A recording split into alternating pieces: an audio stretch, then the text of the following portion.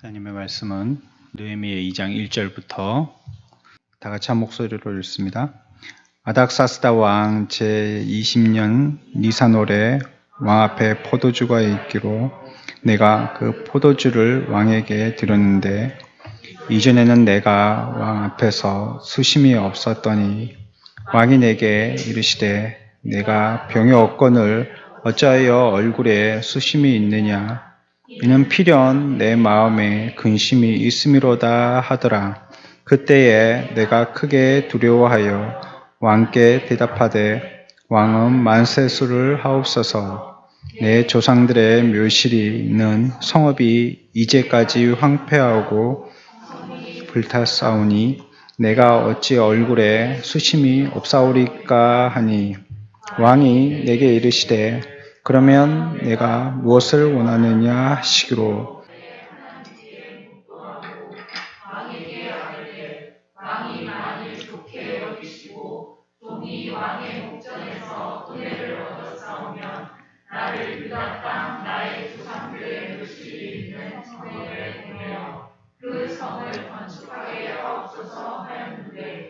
그때 왕후도 왕 곁에 앉아 있었더라.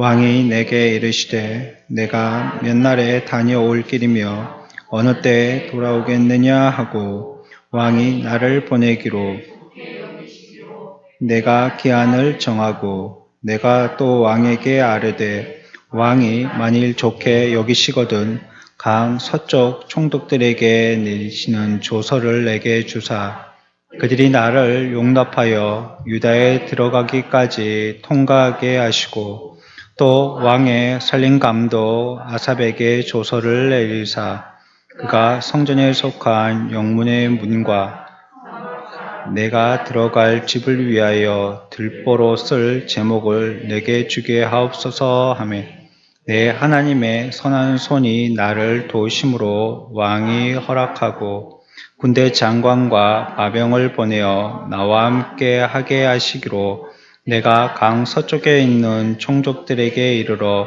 왕의 조서를 전하였더니 호론 사람 산발랏과 종이었던 암몬 사람 도비아가 이스라엘 자손을 흥황하게 하려는 사람이 왔다함을 듣고 심히 근심하더라. 내가 예루살렘에 이르러 머무른 지 사흘 만에 내 하나님께서 예루살렘을 위해 무엇을 할 것인지 내 마음에 주신 것을 내가 아무에게도 말하지 아니하고 밤에 일어나 몇몇 사람과 함께 나아갈새 내가 탄 짐승 외에는 다른 짐승이 없더라. 그 밤에 골짜기 문으로 나아가서 용정으로 본문에 이르는 동안에 보니 예루살렘 성벽이 다 무너졌고 성문은 불탔더라. 앞으로 나아가 샘물과 왕의 못에 이르러서는 타한 짐승이 지나갈 곳이 없는지라. 그 밤에 시내를 따라 올라가서 성벽을 살펴본 후에 돌아서 골짜기 문으로 들어와 돌아왔으나 방백들은 내가 어디 갔었으며 무엇을 하였는지 알지 못하였고 나도 그 일을 유다 사람들에게나 제사장들에게나 귀족들에게나 방백들에게나 그 외에 일하는 자들에게 알리지 아니하다가 후에 그들에게 이르기를 우리가 당한 공경은 너희도 보고 있는 바라. 예루살렘이 황폐하고 성문이 불탔으니 자 예루살렘 성을 건축하여 다시 수치를 당하지 말자 하고 또 그들에게 하나님의 선한 손이 나를 도우신 일과 왕이 내게 이런 말씀을 전하였더니 그들의 말이 일어나 건축하자 하고 모두 힘을 내어 이 선한 일을 하려 하매 호론 사람 산발랏과 종이었던 암몬 사람 도비아와 아라비아 사람 게셈이 이 말을 듣고 우리를 업신여기고 우리를 비웃어 이르되 너희가 하는 일이 무엇이냐 왕을 배반하고자 하느냐 하기로 내가 그들에게 대답하여 이르되 하늘의 하나님이 우리를 형통하게 하시니 그의 종들인 우리가 일어나 건축하려니와 오직 너에게는 예루살렘에서 아무 기업도 없고 권리도 없고 기억되는 바도 없다 하였느니라. 아멘. 느헤미야가 이제 무너진 성을 보고 슬픔에 빠진 그런 장면입니다. 우리 시편에 보면 우리가 노래하는 노래에도 보면 그런 찬양이 있잖아요. 터가 높고 아름다워. 한번 찾아봅시다. 시편 48편 2절 같이 읽습니다. 터가 높고 아름다워 온 세계가 즐거워하며 큰 왕의 성 곧 북방에 있는 시온산이 그러하도다. 아멘. 이거 어디를 얘기하냐면 우리가 2장 전체를 다 읽었지만 그 중반절 이후에 보면 이곳이 어딘지를 얘기하고 있는데 이 예루살렘을 얘기하는 것입니다. 시편 48편도 예루살렘에 대한 찬양에 대한 시거든요. 그러니까 얼마나 아름다운 곳이었었어요. 터가 높고 아름다워 온 세계가 즐거워하고 그 왕이 곧 북방에 있는 시온산이 그러하도다. 굉장히 영광과 아름다움의 또 위치도 그렇고 참 멋진 곳, 그곳이 예루살렘이다. 이렇게 노래하고 있잖아요. 근데 이제 느헤미야서에 와서는 이 느헤미야가 지금 얘기하고 있는 거는 그 터가 높고 아름다웠던 시온이 어떻게 됐다는 거예요. 황폐했다는 거예요, 이제는. 한번 보러 갔잖아요. 우리 1장 그 중반절 이후에 보니까 느헤미야가 보러 갔잖아요. 가니까 어때요? 뭐 난리가 났잖아요. 느헤미야가요. 그 소식을 듣고 슬픔에 빠져 있는 겁니다. 여러분들의 고향이 그랬다는 얘기를 들어보시면 참 슬프겠죠. 그런 슬픔에 빠져 있는 것입니다. 이제 그 슬픔이 얼마나 큰 슬픔이었는지 느헤미야는 그 슬픔을 마음에 늘 두고 있은 거예요. 16절 보세요. 방백들은 내가 어디 갔었으며 무엇을 하였는지 알지 못하였고 나도 그 일을 유다 사람들에게나 제사장들에게나 귀족들에게나 방백들에게나 그 외에 일하는 자들에게 알리지 아니하다가 이제 그 성을 보러 갔었던 걸 얘기하고 있는데 그 일들에 대해서 자기는 사람들에게 안 알리고 갔다 온 거예요. 살짝 보고 온 거거든요. 이제 그 일에 대한 답사도 아무에게도 안 알리고 자기만 살짝 했듯이 느헤미야가 가지고 있었던 예루살렘의 그 패망에 대한 슬픔은요, 누구한테 얘기할 수 없었던 거예요. 자기 혼자만 갖고 있었던 그런 슬픔이었습니다. 지금 자기는 자기 나라에 와 있는 게 아니잖아요. 지금 나라를 빼앗긴 그 가운데에 있는 이 느헤미야가 그 슬픔을 어떻게 얘기할 수도 없는 거고 또 누구하고 얘기할 수 있느냐, 뭐 얘기할 만한 사람도 없고요. 혼자 슬픔에 빠져 있는 겁니다. 그런 괴로움에 빠져 있는 것입니다. 이번에 우리 코로나로 전무후무했던 예배 중단, 뭐 물론 온라인으로 예배한 걸 우리가 예배한 방법의 한 측면으로 본다면 지속됐다고 할 수 있겠지만, 그러나 우리가 예배당에 나와서 예배드렸던 그 예배는 현실적으로 중단됐었잖아요. 한국교회가. 뭐 큰 교회, 작은 교회 막론하고 다 중단됐었잖아요. 그렇죠? 올 스톱 됐었잖아요. 어떤 경우에는 앞장서서 중단시키자 했던 교회들도 있었고요. 끝까지 버티는 교회들도 있었고요. 보고 그때그때에 따라서 또 열었다가 닫았다가 했던 교회들도 있고요. 여하튼 그 예배당에 나와서 예배드렸던 그 예배가 멈췄었어요. 그런 일은 없었었는데 이번에 그런 일이 있었었죠. 이런 일을 한번 당하고 나니까요. 굉장히 슬픈 거예요. 너무 슬픈 거예요. 마음이 너무 아픈 거예요. 아니 예배를 못 드리게 되다니, 이게 지금 뭐 전쟁통도 아니고 말이죠. 예배를 못 드리게 되다니, 우리 이런 걸로 위해서 기도해 본 적도 없었고 또 이런 일이 있으리라고는 생각도 못했고, 예전에 사스나 뭐 메르스나 이런 질병이 있어서 우리가 깜짝깜짝 놀라긴 했었지만 그때 이렇게는 안 했었거든요. 뭐 그때도 뭐 한 병원을 갔다가 전체 저기 우리 상남동에 보면 지금은 이름이 바뀌었지만 그때 SK병원이었나요? 그 상남동에 지금 세강병원? 지금이 그게 SK인가? 옛날에 세강이었나? 예, 그 병원. 그 지금 그 치킨집 앞에 있는 그 병원 있잖아요. 그 병원도 보면 전체 코트 격리 시켰었잖아요. 건물 전체를 갖다가 격리 시켰었잖아요. 들어가지도 나가지도 못하게. 그랬지만 그래가지고 막 온 전국이 벌벌벌벌 떨었죠. 그렇지만 예배가 중단되게 하지는 않았었거든요. 그 조금 지나니까 그게 언젠지 모르겠는데 그냥 스르륵 사그러졌었어요.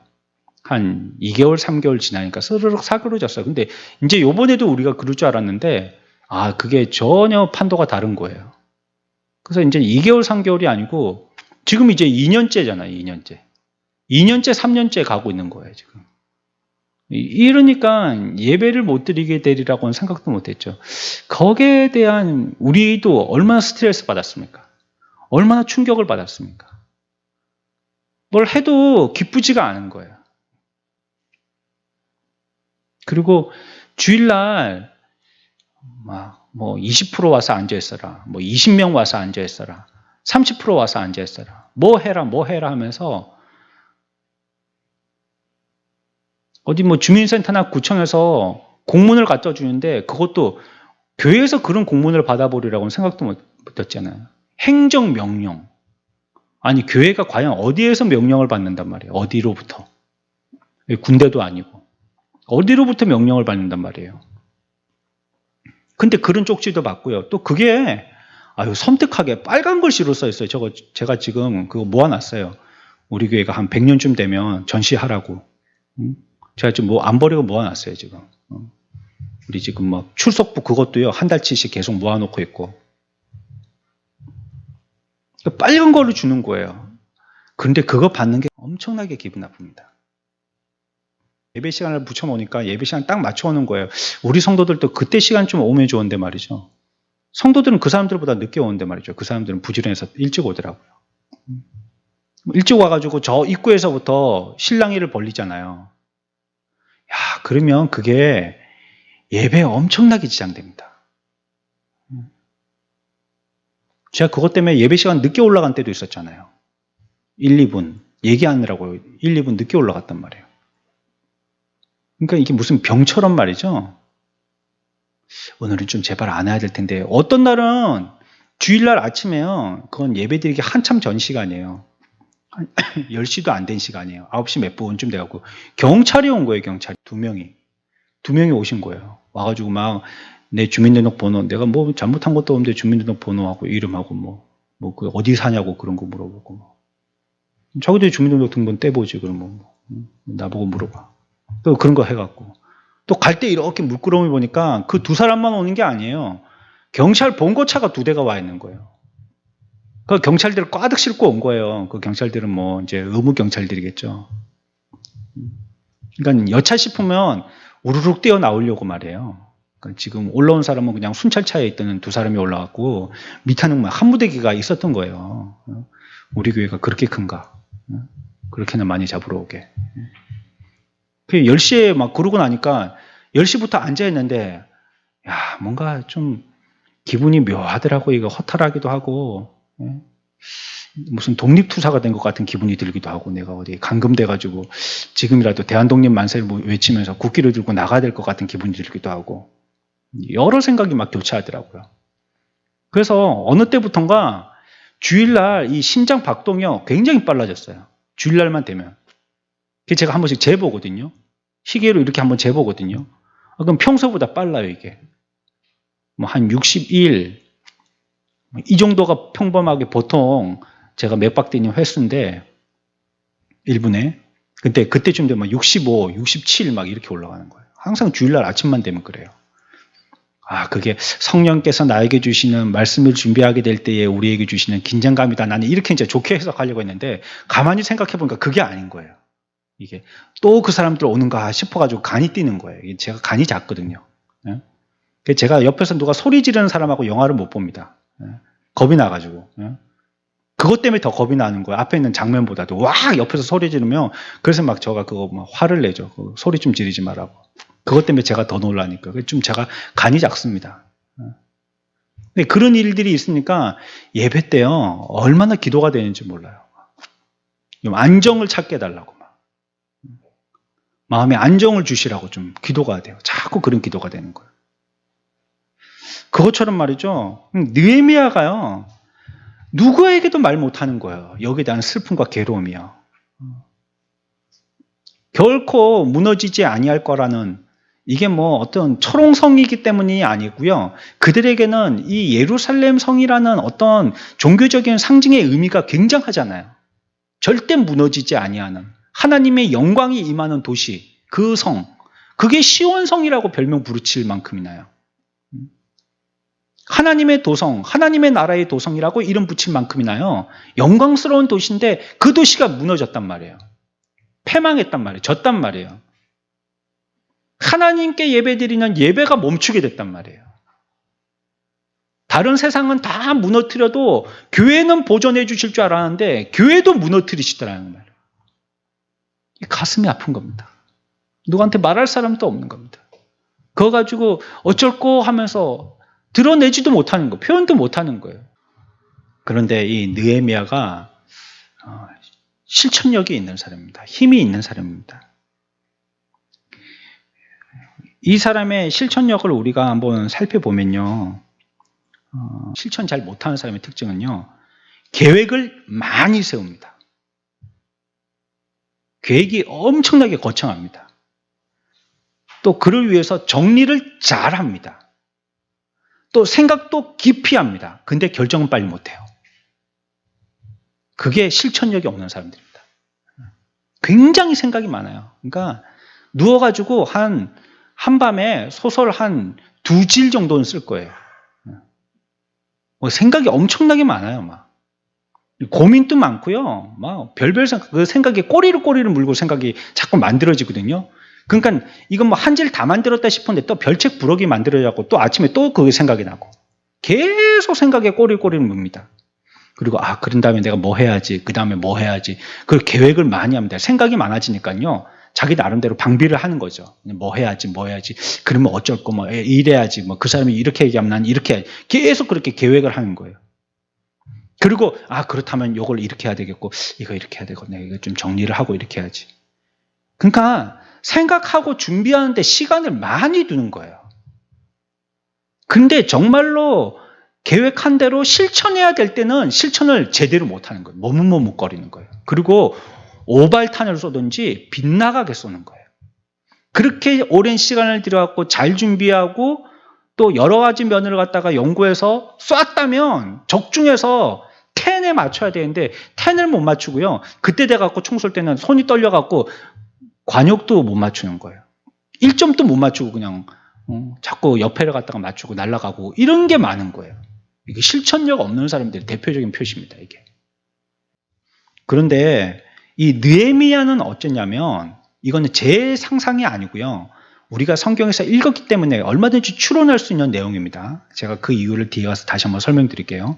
느헤미야는 어쩌냐면 내가 이와 같이 예루살렘이 패망한 것을 두고 무엇을 해야 되겠는지에 대해서 생각하기 시작합니다. 물론 생각합니다. 내가 무엇을 할 수 있지?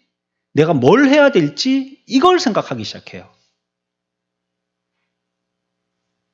느헤미야가 지금 이런 형편에서 뭘 할 수가 있겠어요? 다른 나라의 왕 밑에 와 있는 상황에서 그가 뭘 할 수가 있겠어요? 느헤미야는 뭘 할 수 있을까 생각했다는 거예요. 내가 뭘 할 수 있을까? 그리고 결정한 이후에 느헤미야가 한 행동이 있는데요. 그게 뭐냐면 바로 뭘 했을까요? 느헤미야가? 자기 도성에 패망한 것을 그렇게 가슴으로 몸부림치고 힘들어하고 어려워하면서 내가 뭘 할 수 있을까? 고심고심한 그 끝에 자기가 내린 결정은 뭘까요? 뭘 할 수 있었을까요? 네. 느헤미야가요, 그때부터 기도하기 시작합니다. 기도하기 시작한 거예요. 그걸 금방 하고 한 번 하고 만 게 아니에요. 수개월 동안 기도합니다. 마음에. 오랫동안 기도합니다. 내가 뭘 하지? 인내라는 걸 설명드릴 때 가끔 제가 이렇게 설명드린 적이 있습니다. 인내. 인내하는 것은 구원의 마지막 단추와 같은 거다. 우리 구원을 마지막에 인내로 이루는 것이다. 잘 참는 게 구원의 굉장히 중요한 요소다. 말씀드립니다. 막 목에까지 막 말이 올라오려고 하는 거 막 참아야 돼요. 막 엉덩이가 들썩이는 거 참아야 돼요. 뭐 어디 가고 싶은 거 참아야 돼요. 뭐 하기 싫은 것도 해야 돼요. 그것도 또 참으면서 하는 거예요. 그런 거 참아야 되는 거예요. 우리들이 그런 일들을 해야지 구원을 결국은 이루어낼 수 있는 것이거든요. 오랫동안요, 느헤미야는요, 수개월 동안에 기도합니다. 많은 시간을 두고 기도하기 시작해요. 오직 자기의 기도의 제목은요, 예루살렘밖에 없어요. 그걸만을 두고 기도한 거예요. 잘 때도 아마 예루살렘에 대한 꿈을 꿨을 겁니다. 그리고 자기가 잠에서 깨면 가장 먼저 떠오르는 게 예루살렘일 거예요. 이거 여러분들 아시죠? 이게 무슨 말인지. 여러분들에게 아주 중차대한 기도의 제목이 생기면 이렇게 돼요. 그렇죠? 잘 때까지도 그 생각하고 자게 되고요. 기도할 때도 그 자면서까지도 그 기도를 하면서 자게 되고요. 아침에 딱 눈 떠서도요. 그 기도가 먼저 나옵니다. 그 기도가. 물론 하나님을 찬양하고 내 죄를 회개하고 이런 것도 해야 되는데 이게 너무 중차대한 문제 같으면요. 그게 거두절미하고 딱 그거 먼저가 나와요. 그냥. 하나님 이거 어떻게 하죠? 그거부터가 나와요. 아마 느헤미야가 그랬을 거라는 거예요. 오랫동안 이와 같이 기도의 수고를 많이 한 겁니다. 오랫동안 기도한 겁니다. 이게 실천력이 있는 사람입니다. 뭐부터 하느냐? 기도부터 하는 겁니다. 기도부터 하는 사람. 실천력이 있다 하니까 뭔가를 행동을 해야 되는 사람으로 생각하실지 모르겠는데 실천력이 있는 사람은요. 기도부터 하는 사람입니다. 기도 안 하는 사람은요. 뭘 하는데 거기에 효과가 20% 30%도 안 나타나요. 근데 기도하는 사람들은요. 자기가 애도 쓰지만요. 기도하는 사람이 불성실하지 않거든요. 애도 쓰지만 자기가 애 쓴 것보다 훨씬 효과 좋습니다. 하나님이 훨씬 효과 좋게 나타납니다. 그러니까 잘 준비하고 기도 안 하는 사람보다도요. 마음이 급해가지고 잘 준비는 못했는데 기도하는 사람하고요. 결과를 보면요. 후자에 더 하나님께서 은혜를 많이 주셔요. 기도 많이 한 사람. 그렇다고 우리가 해야 될 준비에 대해서 불성실해도 된다는 말이 아닙니다. 예? 학생이 시험 공부 안 하고 시험 잘 치게 해주세요. 이런 거짓된 마음을 가져도 된다는 말이 아니에요. 시험 잘 치려면 당연히 시험 공부 많이 해야 됩니다. 그러니까 똑같이 공부를 했다면 말이죠. 똑같이 열심히 공부했다면 기도한 학생하고 기도 안 한 학생하고는요. 그 효과가 다르다는 거예요. 실천력이 있는 사람이에요. 느헤미야는. 그래서 기도부터 했거든요. 이 문제가 닥쳤을 때에 가슴 아픈 그 마음을 안고 기도해서 여러분들 우리에게 어려움이나 슬픔이 있을 때요. 그 가슴 찢어지죠. 그때 기도부터 하십시오. 근데 이게 여간 훈련 안 된 사람은 그게 안 됩니다. 경황이 없어져 가지고요. 그게 불신도 아니고 신앙도 아닌데 그런데 그 가운데서 막 일을 수습하느라고 뛰어다니고 바빠가지고요. 그 기도할 마음의 여력이 안 생깁니다. 허둥지둥 하느라고. 그래서 그러한 일들이 없도록 하기 위해서도 기도해야 되고요. 예상되어지는 일이 있다면 미리부터 기도해야 합니다. 그러면 그때 돼가지고 어떤 것부터 할까 들쑥들쑥 하다가 실수하거나 해야 될 거 안 하거나 그러지 않습니다. 차분하게 진행할 수 있어요. 미리 두고 기도하는 게 중요하죠. 기도하면 어떻게 될까요? 자기 마음의 평강도 있게 되겠죠. 그리고 또 하나님께서 그 기도를 통해서 말씀하여 주시는 바가 있어요. 근데 무엇보다도요. 기도하면요. 아주 중요한 일이 있는데 하나님이 우리들에게 기회라는 걸 주십니다. 기도하는 사람에게는요. 기회를 주세요. 뭘 주신다고요? 기회를 주십니다. 기회. 어떻게 표현하면 이렇게 표현할 수도 있겠는데요. 기회를 기도 안 하는 사람에게도 주시는데요. 그 기회를 보는 사람과 잡는 사람은 기도하는 사람이에요. 그 영혼을 불쌍히 여기셔서, 이거 지금 우리 그리스도인들 대상으로 얘기하는 겁니다. 이게 참 말이 안 되는 소리지만, 예수 믿는 사람 중에서 기도 안 한다는 게 말이 안 되는 소리지만, 그 뭐 현실에 있으니까 그거 어쩌게요. 뭐 하여튼 두 분류로 하면 기도하는 그리스도인과 기도 안 하는 그리스도인이 있다면 말이죠. 기도 안 하는 그리스도인은 하나님이 은혜로 자기 자녀를 삼아 주셨지만 그에게 똑같은 기회를 주셨는데요. 그는 보지도 잡지도 못해요, 그걸. 근데 기도하는 사람은요, 그걸 보기도 하고 잡기도 하더라는 거예요. 중요하죠. 계속 기도하면요, 하나님이 그 기회를 딱 주셨을 때, 아, 이거 해야 되겠구나. 딱 봐지는 거예요. 우리가 저쪽에서 이쪽으로 이사 올 때도 말이죠. 우리가 기도하고 오랫동안 준비했거든요. 그래서 몇몇 성도들하고는 여기도 보고 저기도 보고 그랬습니다. 저기 용지못 그 앞에도 보고, 그 다음에 또 그 뒤쪽에 보면 도지사 관사 있는데 그 근처에도 또 교회가 나서 또 그 교회도 보고, 또 저쪽에 보면은 남산교회 밑에 있죠. 그 아파트 상가 있는데 거기도 또 뭐 어디 교회가 났어요. 넓은 한 층인데 넓은, 거기도 가서 보고, 또 뭐 저는 거기 말고도 또 여러 군데를 봤죠. 저 멀리도 가서 한번 보고, 저 구석탱이도 한번 보고, 진해 저기도 한번 보고, 여기저기 다니면서 봤죠. 그런데 이제 관심을 가지고 기도하면 그런 게 자꾸 보이거든요. 그것도 막 소식이 들어오니까 어떤가 해서 또 가보는 거예요. 그리고 기도하고 준비하고 있으면요, 하나님께서 우리들에게 그 기회를 딱 주시는 거예요. 아시다시피 이 건물은 복덕방에서 우리들에게 알려줘가지고 들어온 건물이 아니거든요. 그래서 우리가 이 건물 들어올 때도 복비 한 개도 안 냈잖아요. 그분이 가르쳐 주신 것은 저 옆에 있는 태복 빌딩이었거든요. 바로 옆에 있는 이 빌딩. 저기 가보시라고. 저기 지금 맨 위층에 꼭대기층 있죠? 저기 공간이 넓으니까 거기 한번 보시자고. 그래갖고 자기는 안 오고 주소를 가르쳐줘서 저보고 한번 가보라 하더라고요. 그래서 제가 갔죠. 가보니까 가운데 기둥도 있고 우리가 쓸 만큼 넓이가 여기보다 좁아요. 그래서 안 되겠더라고요. 또 그 한 층 가지고는 안 되겠고, 근데 나온 건 한 층밖에 없고 안 되겠더라고요. 또 이 건물은 짓고 얼마 안 됐어요. 복덕방에 내놓지도 않았던 상태예요.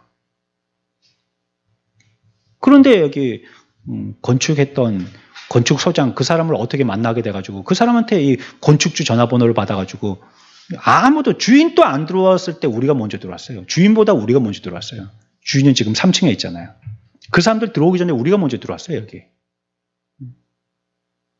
공사는 같이 시작했지만. 그러니까 말이에요. 기도하면 하나님이 보여주세요. 그리고 정확하게 표현하면 보게 됩니다. 하나님이 진작에 보여주시는데 보게 돼요. 눈이 열려서 그걸 보게 돼요. 아, 이게 우리에게 주신 기도의 응답의 기회구나 하고 보게 돼요. 그리고 그걸 잡을 수 있게 해주세요. 얼마짜리인지도 모르는 거예요, 이거. 이 건물이 얼마짜리인지도 몰라요.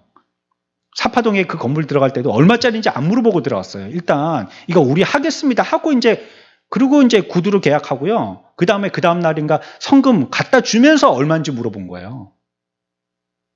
그러니까 간이 크죠, 그때. 만약에 굉장히 비쌌으면 어떻게 들어갈 뻔했어요. 이 건물도 마찬가지지만 말이죠. 하나님이 보여주시는 겁니다. 그러니까 여러분들이 늘 깨어 기도하는 게 어떤 한 시점을 두고 그때 하나님이 그런 거 있잖아요. 오늘 수술하는 날인데 하나님 수술 잘 되게 해주세요 하면 그 시점을 위해서 기도하는 거잖아요. 그걸 위해서 기도하는 것도 중요하고, 또 그때 그 기도를 통한 하나님의 은혜와 긍휼하심의 효과가 나타나는데, 또한 우리가 그 시점을 알 수 없을 때 두고 기도하는 것도요, 아주 무궁한 능력의 효과를 발휘하게 됩니다. 언제인지 모르지만. 여러분들 이런 거 있죠. 우리 자녀들 몸 건강하게 해주세요. 이거 굉장히 막연한 기도긴 하죠, 사실은. 어떻게 건강하게 해달라는 거지? 뭐 이렇게 하나님이 물으신다면, 팔다리가 뭐 어쩌고 뭐 이렇게 뭐 구체적으로 다 얘기해야 되는데, 우리는 그냥 뭉퉁그려가지고 그냥 건강하게 해주세요 이렇게 하잖아요. 근데 그게 언제 시점에 때가 없잖아요. 내가 죽을 때까지는 자녀를 위해서 기도할 테니까 그 시점에 때가 없잖아요. 근데 그게 지속적으로 효과를 끼쳐서 그 자녀들이 위험한 처경에 있을 때 딱 하나님이 구해주시는 거예요. 딱. 예? 아주 위급할 때 딱 구해주시는 거예요, 그게. 그 기도의 효과라고 하니까 너무 좀 세상적일지 모르겠지만, 뭐 다른 표현법이 잘 없어서요. 딱 그 효과를 보는 거예요, 기도의 효과를. 미리부터 짐작하고 준비하고 기도를 하면요, 보게 해주시고 기회를 잡고요, 효과도 나타나는 겁니다. 그러니까 우리가 일상 가운데 기도하는 게 매우 중요한 겁니다. 평시에 기도 잘하는 사람은 100점입니다. 시험 들어서도 기도하러 나오는 사람은 그나마 80점쯤 돼요. 시험 안 든 게 좋지만. 근데 문제는요, 시험 들어도 기도하러 안 나오는 사람이에요. 그건 답이 없습니다, 정말. 어떻게 할 방법이 없어요. 시험 들었으니 사람을 만나겠어요? 뭐 전화를 받겠어요? 뭐 하겠어요? 기도하러 나오는 게 그 사람에게는 최후 수단이거든요. 근데 기도조차 안 한다면요, 방법이 없는 거예요. 그래서 그 사람이 이렇고 저렇고 해도 기도하러 나왔다. 그러면 안심되는 겁니다. 일단. 야, 저 사람이 그래도 애를 쓰고 있구나. 자기가 어떤 형편에 있는지는 알고 있구나. 안심이 되는 거예요. 느헤미야에게는요, 그와 같은 몇 달 동안의 자기의 도성 예루살렘을 두고 했던 그 기도의 효과가 나타나는 겁니다. 그의 기도했던 기도의 열정이요, 현실로 나타나게 되었어요.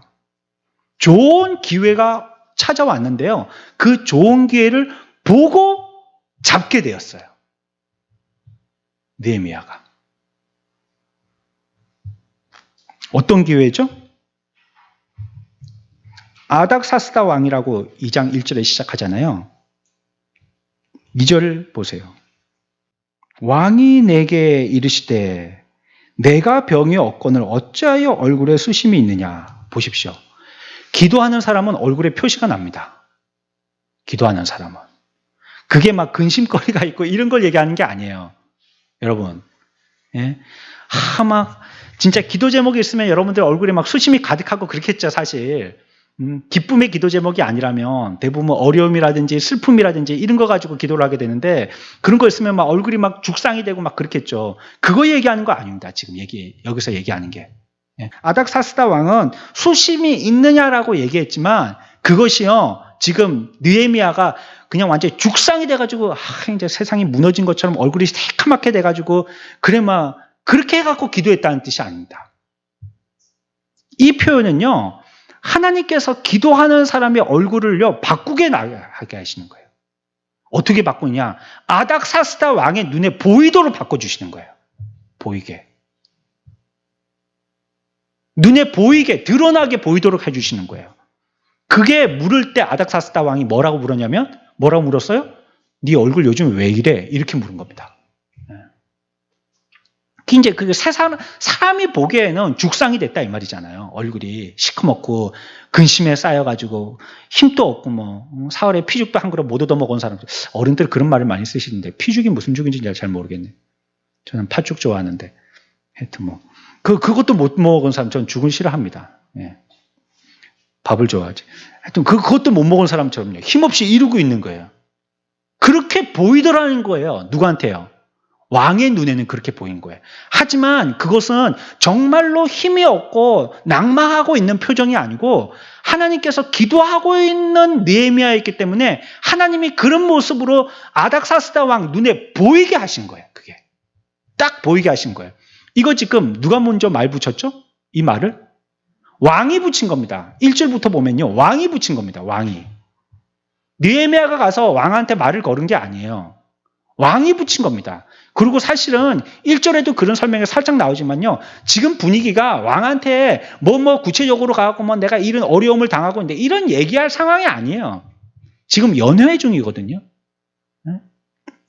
나름대로는 지금 왕이 기분이 업돼 있단 말이에요. 근데 지금 느헤미야가 만약에 너 왜 그렇게 죽상이니 해가지고 그 이유를 듣는다면 그 내용은 연애 분위기를 다 깰 만한 내용의 분위기거든요. 우리 고향의 도성이 무너졌습니다. 이런 거. 이런 걸 얘기한다면 왕이 기분이 신난다 잘됐다 뭐 이렇게 하겠어요? 분위기가 완전히 다운되게 만드는 찬물을 끼얹는 그런 말이잖아요. 이런 말할 분위기가 아니란 말이에요. 이전에 내가 왕 앞에서 수심이 없었더니 왕에게 이르시되 내가 병이 없거늘 어찌하여 얼굴에 수심이 있느냐. 이는 필연 내 마음에 근심이 있음이로다 하더라. 왕이 알아봤습니다. 여러분들도 기도함으로 하나님 눈에 띄는 사람들 되시길 축원합니다. 기도하면요 하나님 눈에 딱 띄입니다. 기도하는 사람은요 하나님 눈에 띄인단 말이에요. 사람들 눈에 띄는 거야 뭐 해주지 뭐 조금만 어찌 하면 되겠지만 하나님 눈에 띄는 건요 자기가 장깨 부린다고 눈에 띄는 게 아니거든요. 하나님이 그런 거 갖고 속는 분이신가요? 진실함이 있을 때 하나님 눈에 보이는 거거든요. 기도하는 사람들은요 기도하면서요 딴짓하지 않습니다. 앞에서 말씀드린 것처럼 인내가 우리의 구원의 마지막 단추인 것처럼요 기도하는 사람도요 인내하면서 기다리게 돼 있습니다. 섣부르게 행동하지 않아요. 내가 기도했으니까 하자 그냥 저지르자 이거 아닙니다. 야 내일 저기 가갖고 저거 한번 구경해볼까? 구경하고 내가 어젯밤에 기도하고 왔어. 계약해 그냥. 이렇게 막 저지르고 막 쏴대는 사람이 아니란 말이에요. 물론 하나님이 그런 감동을 주셔가지고 이게 지금 내가 해야 될 것 같으면 그거 사게 하시겠죠 뭐. 그러나 오랫동안 기도하고 하나님이 그 기회를 보여주신 사람은 오랫동안이나 만큼이나 기다리는 사람이에요. 하나님이 보여주시고 내 마음에 확신을 주실 때까지 기다리는 사람이에요. 가운데서 마음이 달아가지고 급해가지고 말이에요. 아직 더 기도해야 되는데 그 기도의 잔을 채우지도 못한 채 화들짝해서 앞에 나가갖고 일을 갖다가 저질러버리는 사람이 아니란 말이에요. 기다리는 사람이에요. 기도하는 사람은. 잘 기다립니다. 언제? 기회 주실 때까지. 보게 하실 때까지 기다리는 겁니다. 기도하는 사람은 기다리는 사람이에요. 같은 말입니다. 기다리는 사람이 기도하면서 기다리는 거예요. 하나님께서. 노래에도 그런 노래 있잖아요. 복음성가에도. 우리는 기도하고 기대하고 기다리네. 그렇게 얘기하잖아요. 그건 맞는 말입니다. 기도하는 사람은 기대하면서 기다리는 사람이에요. 그 느헤미야가 그걸 마음에 품고 오랫동안 기도하면서 기다렸던 겁니다. 그러면 그가 가는 길에요. 기회가 주어지는 거예요. 기다릴 때. 아니 그 시험의 때에 그 어려움이 있을 때 조금만 더 기다리면 되는데 말이에요. 조금만 더 기다리면 되는데요. 그걸 못 참아요. 조금만 더 기다리면 되는데. 그 사람이 다른 교회 간들려 그러면. 자기에게 그 문제가 해결 안 됐는데 그러면 그 교회 가서도 또 그 문제가 일어납니다. 그에게. 그걸 피해서 가게 되면요. 자기가 문제를 안고 가니까 말이에요. 그곳에 가서도 또 그 문제를 또 나타나게 되는 거예요. 거기서 조금만 더 참으면 되는데요. 조금만 더 인내하면 되는데요. 그게 작은 게 아니에요. 조금 참는 게요. 작은 게 아니에요.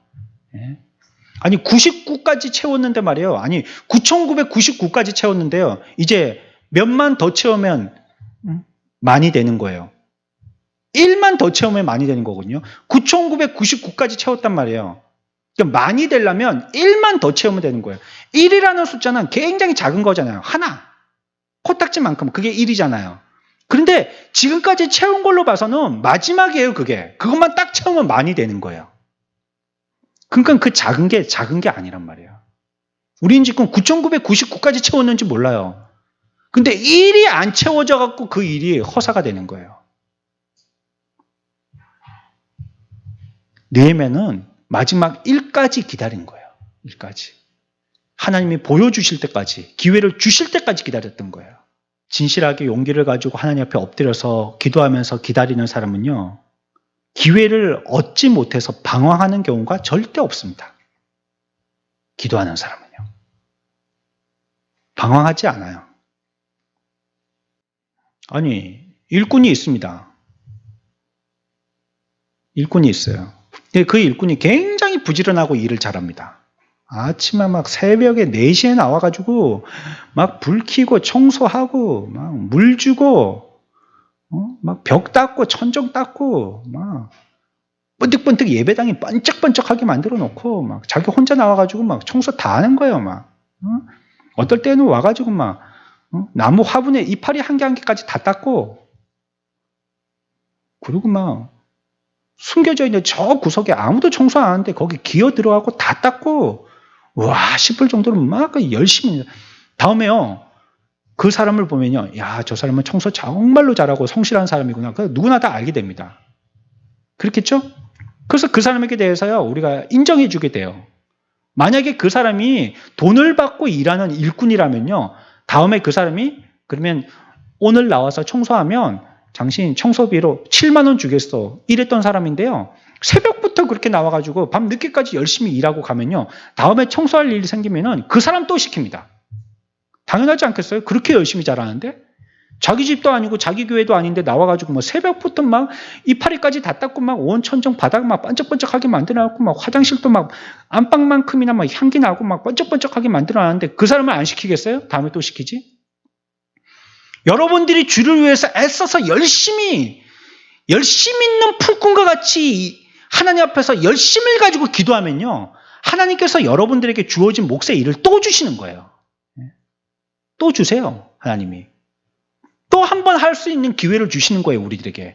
일할 수 있는 그 기회를 잡을 수 있는 기회를 주신단 말이에요. 그와 같이 열심히 일했기 때문에 기도로서 열심히 했기 때문에 야, 저 사람 붙들고 또 한번 써야지. 야, 저 일꾼은 아까운데 어디 다른 데 가서 일 시키게 하게 아까운데 우리 여기 일터요하고 계속 우리 일터에서 일하게 하면 좋겠구만. 이런 마음이 안 들겠어요. 주인이? 돈 10,000원 더 주고서라도 우리 여기 일터에 와서 일하자고 그렇게 하지 않겠어요? 저 참 좋은 사람이야. 다음에 뭐 일 있으면 저 사람한테 시켜야 되겠네. 그 마음이 되겠죠. 주를 위해서 그와 같이 열심 있는 기도의 일꾼들이 되었다면 하나님께서 기회가 되었을 때 그 사람한테 안 주시겠냔 말이에요. 당연히 그 사람한테 주죠. 기회를. 그렇게 기도하고 수고하는 노력하는 품꾼이었는데 이 사람 내가 다시 한번 일하도록 내가 기회를 줘야지 하고 하나님이 주시는 겁니다. 그 사람한테. 물론 그러기 위해서는요.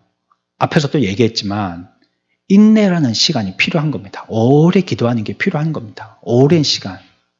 그래서 아마 여러분들은 일터에 기술도 좋고 성실하고 뭐 그 사람이 특별한 뭐 머리가 좋거나 특별하게 뭐 공부를 잘했거나 그런 사람은 아니다 할지라도 뭐 나와서 일하는 사람이시니까요.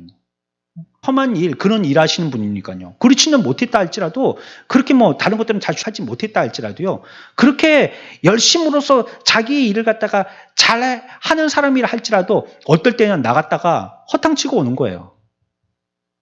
맨날 일 있는 게 아니거든요. 옆에 지금 우리, 저기 지금, 뭐 병원에 지금 증축하고 있잖아요. 바로 옆에서 지금 건물 짓고 있으니까 제가 그걸 유심히 또 심심할 때마다 머리 식힌다고 가서 구경하는데 일하시는 분들이 아주 성실하게 뭐 일을 잘 하시더라고요. 뭐 쉬지를 않아요. 뭐 한 번씩 가다가 쉬긴 하시는데 막 계속 움직이시고 많을 때는 뭐 15명도 와서 일하고 적을 때는 한 4, 5명이 와서 일하고 뭐 그런데 평균 한 2주에 한 층 정도 올라가더라고요. 지금 2주 정도 되면 또 공고리 부어가지고 또 한 층 만들고 또 2주 지나서 또 한 층 만들고 이렇게 합니다. 그런데 보면 뭐 5명이 예를 들어서 나왔을 경우에는요. 15명이 나왔을 때보다는 훨씬 수가 줄었는데 그러면 10명은 허탕치는 거 아니에요. 그 사람들이 여기뿐이 일할 데가 없다면. 그렇죠? 그 성실하고 일 잘하고 뭐 별로 그렇게 공부는 많이 안 해도 손기술이 있고 재주가 있고 아주 좋은 일꾼이라 할지라도 그 반장이 보기에도 참 좋은 사람이라고 인정할 만한 사람이라도 나가서 허탕치고 올 때가 있는 거예요. 에라, 내가 이 일을 못하겠다, 이거. 내가 맨날 허탕치고, 이거 뭐, 한 달에 뭐 20일도 내가 일도 제대로 못하네. 내가 이러면 직장을 바꿔야지. 이러면 그 사람한테 기회가 없는 겁니다. 그 허탕치는 걸 감안하고 계속 나가야 되는 거예요, 계속. 그런 성실함이라도 있어야 되는 거예요. 새벽에 나가가지고 출석 도장이라도 찍고 오는. 그런 성실함이라도 있어야지 어째 다른 데라도 가서 일을 하게 되는 거죠. 이거 뭐 몇 번 가보니까 안 되네. 뭐 나는 뭐 써주지도 않네. 뭐 아는 사람들끼리만 다 써주고 뭐 안 되네. 그러고 말면요. 자기는 이제 일이 없는 겁니다. 우리에게도요. 오랫동안 기도하지만 인력시장 나가가지고 일 없듯이 호주머니에 손 놓고 돌아와야 될 그런 긴 각고의 기도의 시간도 필요한 거예요. 우리에게는. 그럴 때도 있는 거예요. 기도해도 하나님 들어주시는 것 같지도 않고 진짜 호주머니 꽂고 나가지고 막 아이고 빈 마음으로 나갔다가 빈 마음으로 들어오기도 하고 그럴 때도 있는 거예요. 그러나 그때를 견디면서 계속 기도해야 되는 겁니다. 그런 노력의 때가 우리들에게 필요한 때가 있어요. 그거 기도 제목만큼이나 우리가 기도하는 그 기도의 노력이 필요한 겁니다. 기도도 잘 안 되고만 이제 기도 안 할란다. 기도하려고 하니까 뭐 누가 불러잡고 시끄럽고 또 상황이 이렇고 형편이 이렇고 아이고 기도 못하겠네. 뭐 다른 걸 좀 해볼까? 성경 읽기를 해볼까? 좀 찬송을 좀 불러볼까? 기도해야 됩니다. 그 사람은. 네. 공치고 돌아오더라도 기도해야 됩니다. 효가 없어 보여도 기도해야 됩니다. 그 효가 없는 게 아닙니다. 지금. 느헤미야가 그랬잖아요. 몇 개월 동안 하나님의 기회를 주시는 게요. 내가 몇 월 며칠 날 기회 주신다고 알려주셔서 한 게 아니에요. 자기는 모르는 겁니다. 아브라함이 자기의 고향 땅을 떠나갔고 어디로 갔는지 모르고 이사 갔잖아요. 그런 사람들이 어디 있습니까? 오늘 이삿짐 챙겨갖고 트럭에 실었는데 트럭 운전기사 아저씨가 사장님 이제 우리 어디로 이사 가면 됩니까? 이 차 어디로 이사 가면 됩니까? 그러니까 주인이 하는 말이 모르겠는데요. 나 이사 방 빼긴 했는데 어디로 가야 되는지 모르겠는데요. 하나님이 나한테 어디로 가야 될지 안 가르쳐 주셨는데요. 이런 이사가 어디 있어요, 세상에. 여러분들 그런 이사 해봤어요? 예? 길 한가운데서 침 뱉으면서 어디로 가지?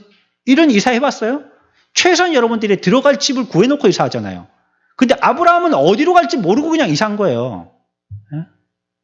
느헤미야도 그런 겁니다. 언제 내가 기회 줄게? 언제 내가 네 기도에 응답을 해줄게? 이거 안 가르쳐 주신 거예요. 그때까지 기도해야 되는 거예요. 근데 그때까지가 공치고 돌아오는 것처럼 허탈하기도 하고 무의미한 것 같고 효과가 없어 보이기도 하고 그렇게 보일 때가 많다는 거예요.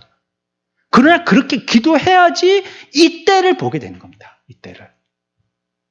이게 맞잖아요. 그러니까 인내로서 구원을 이룬다는 게 맞잖아요. 그 말이. 그 말이 맞잖아요. 그래서요. 오늘 읽었던 2장 말씀은요.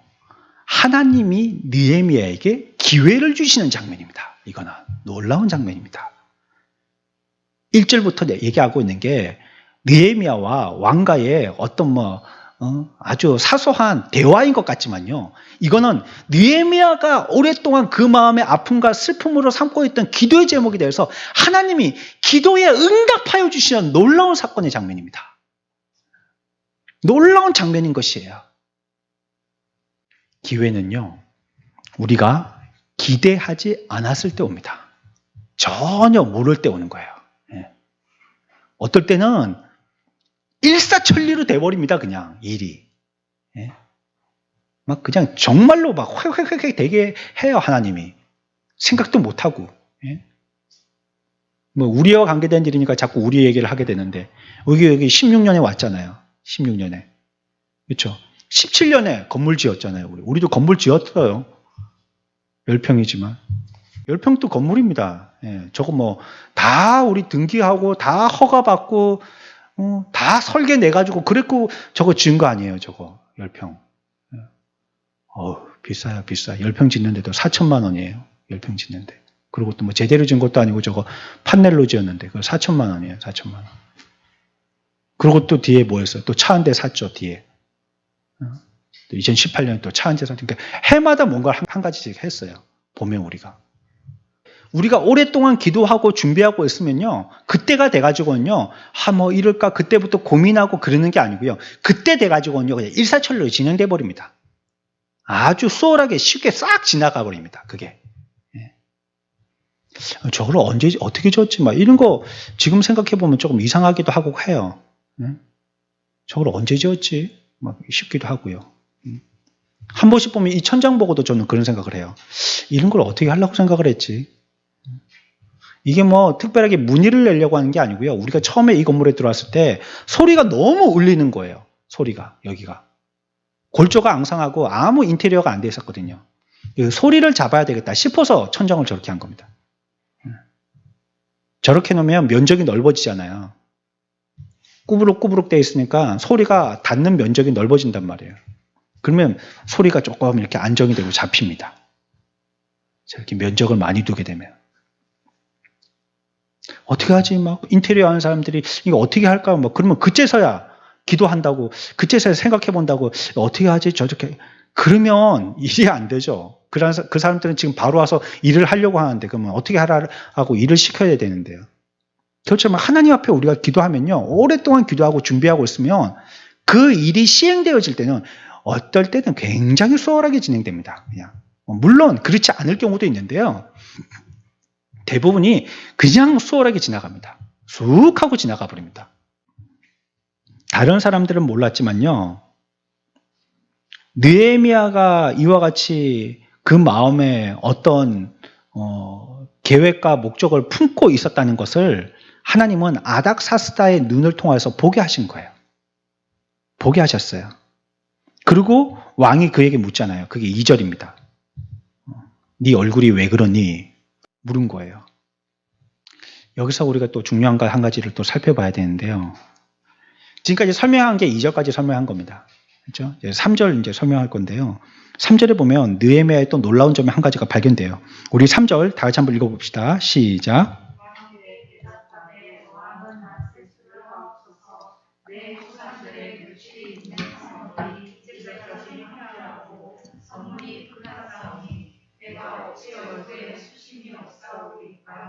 아멘. 4절까지 읽어봐야 되겠습니다. 4절 시작.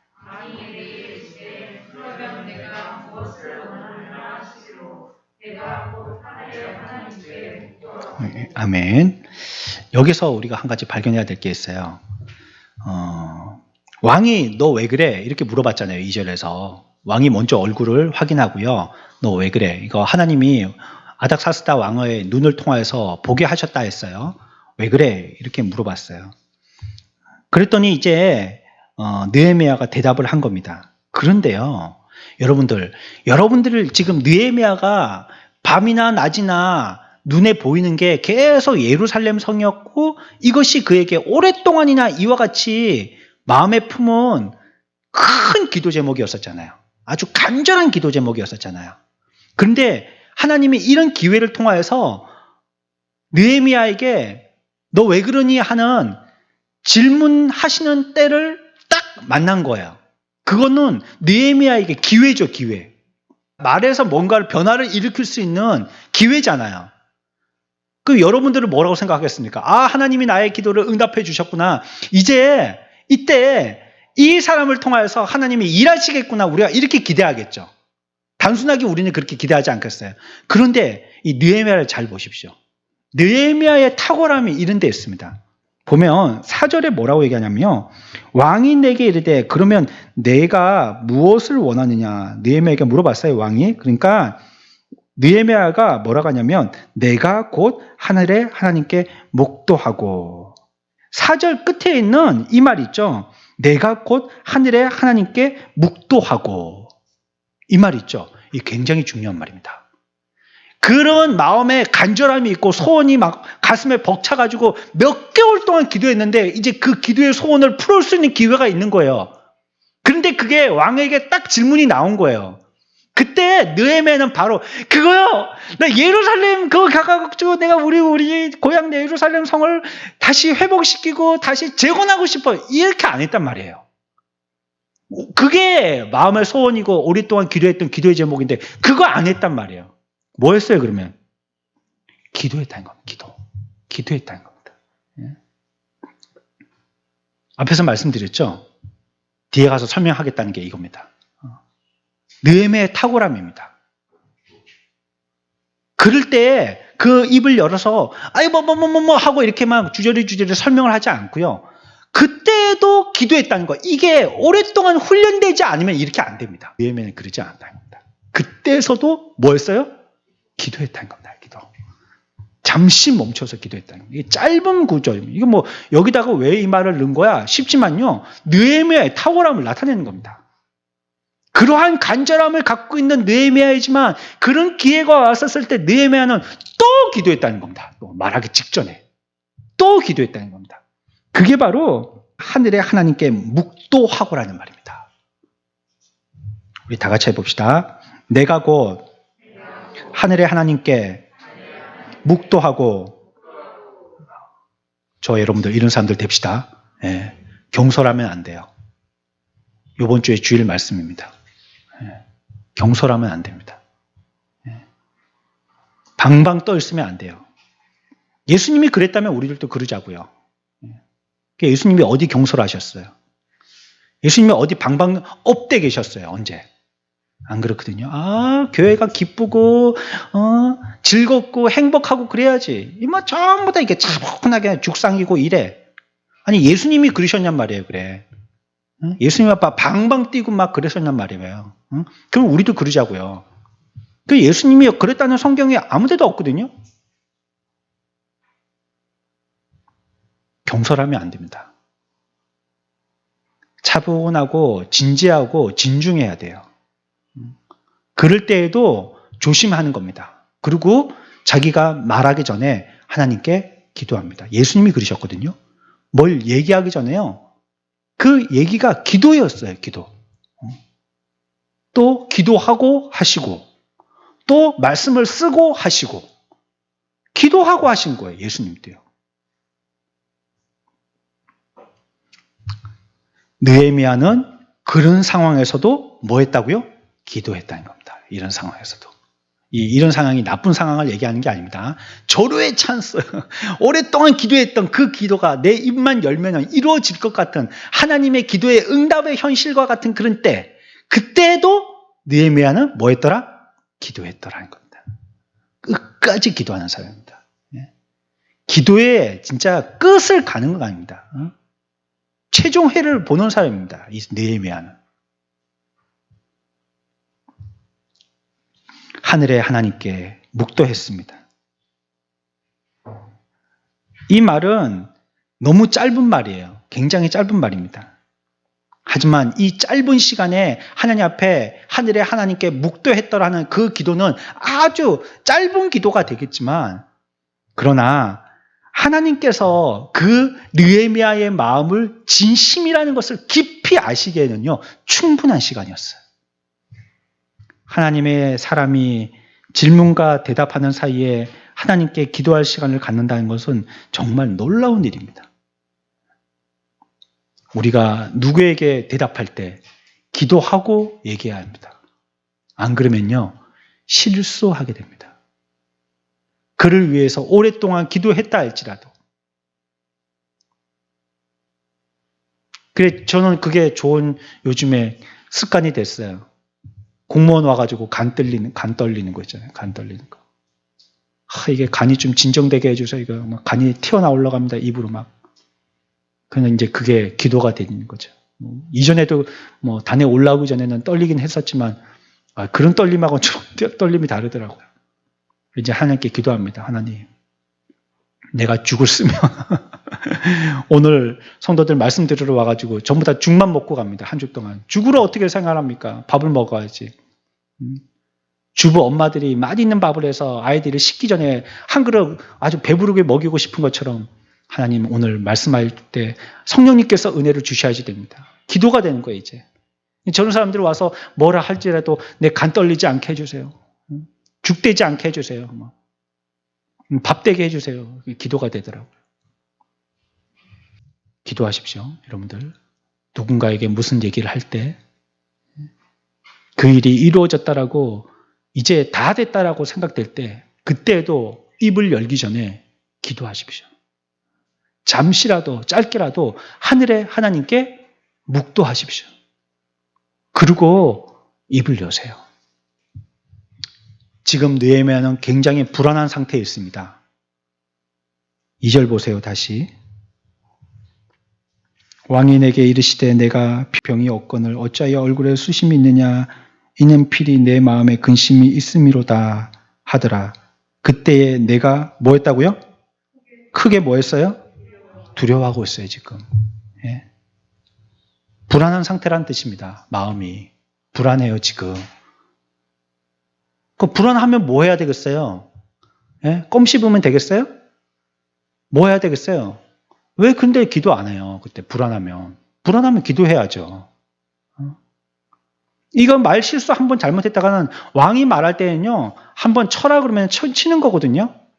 그러면 방금 전까지도 왕 옆에서 왕을 수발들던 아주 지근거리에서 왕을 수발들던 그런 사람이라 할지라도요, 왕이 쳐라 그러면 나가가지고 바로 그냥 까마귀 밥 되는 거예요. 그 지금 말 한마디로 그가 죽고 살고 결정되는 거거든요. 또 이거 자기 나라 사람이 아니잖아요. 또 수아의 사람이고. 두려웠어요. 크게 두려웠어요. 이럴 때 우리들은 어떻게 하기 쉽느냐? 기도를 잊기가 쉬워요. 두려우면, 간이 떨리면. 큰일 났다 하는 우리 표현이 있죠. 그런 일을 당하면 기도 잃어버릴 때가 많아요. 기도를 안 하게 되잖아요. 큰일 났다 할 때. 그래서 앞에서 말씀드린 겁니다. 이거는 훈련이 필요한 거라고. 그럴 때 자꾸 기도하는 훈련이 있어야 돼요. 큰일 났다 싶을 때 입 열어서 큰일 났다고 하지 말고요. 기도하시란 말이에요. 그때. 별것도 아닌 거 같고 큰일 났다는 거예요. 어떨 때는. 예? 요즘에는 뭐 우리 교회 뭐 사고가 없으니까 너무 감사한 거지만요. 뭐 어쩌다 보면 아이들이 뭐 다칠 수도 있는 거 아니에요. 근데 그거 보면 그렇게 큰 일이 아니에요, 보면. 뭐 어떻게 막 푹 쑤셨어요. 뭐 그래갖고 뭐 가위를 푹 쑤셨다고 봐요. 뭐 그래도 큰일 아니면 뭐 심줄이 나갔다든지 뭐 근육이 다쳤다든지 그게 아니고 쭉 하고 피부만 이렇게 좀 이렇게 그어져가지고 피가 조금 많이 나오는 거예요. 그러면 꾹 누르고 그냥 지사자 쏙쏙쏙 흘리고 그러고 나서 꾹 묶고 가만히 있으면요 피가 멈춰요. 그다음 보면 뭐 깊이 안 파인 거예요 이게. 그러면 이제 또 후시딘 바르든지 빨간약 바르든지 그러고요. 그러면 뭐 며칠 있으면 나아요 그게. 그런데 어떻게 됩니까? 애가 어리면 어릴수록 엄마는 그걸 보고 막 눈이 뒤집어지죠. 큰일 났다고 이거. 어? 막 이성을 잃어가지고 이거 어쩌냐고 이거 막. 에? 대학병원 열개 찢어졌어요 이거. 후시딘이에요 후시딘. 대학병원 아니고. 예? 제가 저 비전문가들 딱 보면 이게 후시딘인데 이게 대학병원 막 이러고 있으면요. 기도해야 됩니다. 그때. 기도. 예? 혹시 대학병원 갈 일이 있더라도 기도하면요. 개인 병원 가게 해주십니다. 그냥. 예? 근데 우리가 그때 훈련이 안 되었으면요. 그런 거 못 하는 거예요. 막 난리 났다, 큰일 났다 하면서 막 그렇게 되는 겁니다. 당황하고 낙심할 때 기도하십시오. 그때 기도하는 훈련을 많이 해 두십시오. 늘 기도하는 훈련을 해 두셔가지고 그럴 때 딱 머리에 스치고 지나가는 게 기도부터 해야지. 내가 말하지 말고 기도부터 먼저 해야지. 그 생각 딱 해야 돼요. 우리 집에 큰일이 닥쳤어요. 야, 기도부터 해야 되겠다 내가. 이거 하나님이 우리에게 주시는 기회다. 이게 지금 기회잖아요. 그렇죠? 이게 지금 나쁜 일이 아니거든요. 기회거든요. 기회지만 기회를 선용 못하면 왕이 밖에 나가서 쳐라 한단 말이에요. 그러면 끝나는 겁니다. 지금 이 사람은 또 마음이 두렵고 떨리는 마음으로 있는 것처럼 말이에요. 아주 불안한 그런 심경을 갖고 있는 것처럼요. 상황이 그렇기도 한 거예요. 하지만 하나님의 기회인 겁니다. 이때를 기도하고 깨어있는 사람이 되어 있으면요. 하나님의 놀라운 은혜를 체험하게 되는 겁니다. 우리에게 그런 어려움들, 이런 놀라움들, 또 이런 불안함들 있을 때 이거 하나님이 우리에게 주시는 기회인 줄 믿으시기 바랍니다. 우리 지난주에 배웠죠? 고난 하나님이 왜 주신다고요? 기도 안 했네. 기도 안 했네요, 여러분들. 지난주에 왜 하나님이 우리에게 두려움과 고난을 주신다 했어요? 깨어 기도하도록 하기 위해서요. 깨어 기도하도록 하기 위해서 깨어서 기도 안 하니까 자꾸 그런 거 주시는 거 아니에요. 자꾸 주시는 거 아니에요, 그런 게. 깨어 기도하라고. 우리가 고난에 대해서 여러 면을 살펴보고 있는데요. 이번 주는 좀 다른 면을 살펴보겠지만요. 깨어서 기도해야 됩니다. 오늘 느헤미야 2장 1절부터 3절까지 봤거든요. 여러분들 느헤미야가 어떤 심경으로 또 어떤 기도를 해왔고 지금 그가 뭘 잘했고 또 그때 성령님께서 어떻게 도우셨는지 이게 여러분들 잘 기억하시고요. 그런 사건이 있었지 이거 관광하고 지나가면 안 됩니다. 근데 여러분들의 것이 되게 해야 됩니다. 그래서 예수님도 우리들에게 사셨던 건 우리들도 그렇게 살으라고 사셨던 거거든요. 우리에게 보여주신 이 교훈은 우리에게 그렇게 살으라고 보여주시는 겁니다. 그 여러분들 그렇게 살았는데, 그러니까 기도하라 이 말입니다. 기도하라. 당황하지 말고 늘 기도하고 있으면 기도의 때를 알고 기도하게 되고 하나님의 현실에 우리들에게 그 일을 응답으로 주실 때도 응답인 줄 알고 붙들게 되더라는 겁니다.